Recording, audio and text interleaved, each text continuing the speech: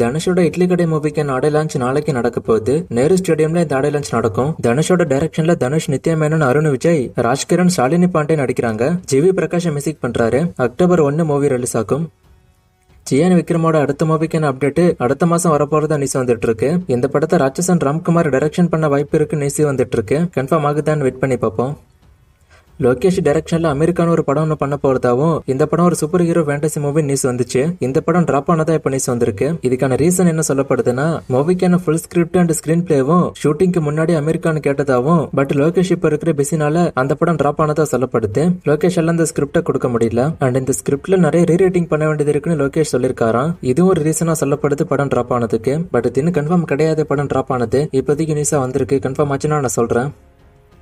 Jananayagan பராசக்தியோட clash பத்தி நேத்திக்கு நான் சொன்னேன். இதுல ஜனநாயகன் படத்தோட ஃபர்ஸ்ட் சிங்கிள் அக்டோபர் மாசம் வரப்போறதா நியூஸ் வந்துட்டு இருக்கு. அதே பராசக்தியோட டீசர் பார்த்தோம்னா அதுவும் அக்டோபர் மாசம் தான் வரப்போறதா நியூஸ் வந்துட்டு இருக்கு. ரெண்டுத்துக்குமான ரிலீஸ் அப்டேட்டும் வரும்போது நான் சொல்றேன்.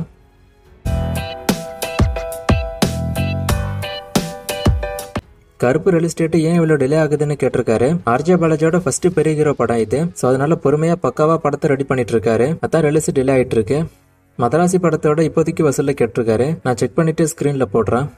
அவெஞ்சர்ஸோட அடுத்த பார்ட்ல தனுஷ் நடிக்க போறதா நியூஸ் வந்துட்டு இருக்கு. இது உண்மையான கேட்டிருக்காரு. நிறைய பேர் இந்த கொஸ்டினை கேக்குறீங்க. பட் இதுக்கான அப்டேட் என்கிட்ட இல்ல. தனுஷ் ஒரு ஹாலிவுட் படம் பண்ண போறதா நியூஸ் வந்துச்சு. பட் இது இந்த படமா என்னன்னு தெரியல. நான் அப்டேட் வரும்போது சொல்றேன்.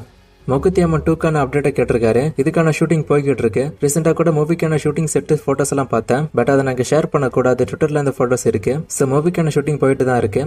AK64 ஸ்டார் கேஸ்ட் பத்தி நான் ஆல்ரெடி சொல்லிட்டேன். இப்போதைக்கு யார் யார் நடிக்க வாய்ப்பு இருக்குன்னு அதை பத்தின ஷார்ட்ஸ் வீடியோ கூட இன்னைக்கு நான் போட்டிருக்கேன். அந்த வீடியோ வேணா பாருங்க. அது மட்டும் தான் இப்போதைக்கான ஸ்டார் கேஸ்ட் அப்டேட்.